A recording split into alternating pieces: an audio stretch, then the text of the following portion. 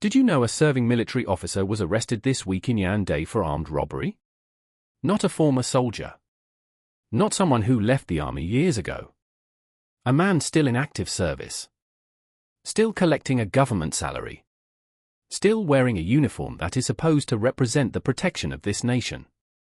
On the 7th of July, 2026, 4 people were presented to the press at the Central Regional Judicial Police Division in Yaoundé. For stories that tell one larger truth about security in this country. The first, a serving soldier of the regular army. The second, a former police officer who was dismissed from the force and took his skills somewhere else. The third and fourth, 2 civilians who provided local knowledge and networks. Together they formed a gang. Not an ordinary gang.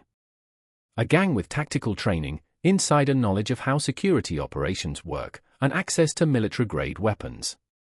The joint operation that dismantled them deserves acknowledgement.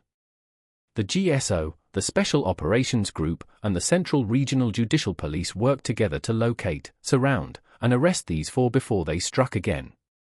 That is the institution functioning as it should. But the institution functioning today does not answer what was happening before today.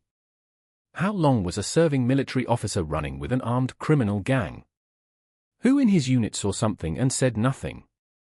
Who knew? Who looked away? The uniform that sometimes protects you and sometimes is the reason you are afraid. This arrest does not prove every officer is corrupt. It does not. But it confirms that the concern is not always paranoia. When the people trained and paid to protect citizens use that training against them, that is not just crime. That is not just crime. That is the state being used as a weapon against the people it exists to serve. These are accusations. The military tribunal will decide the truth.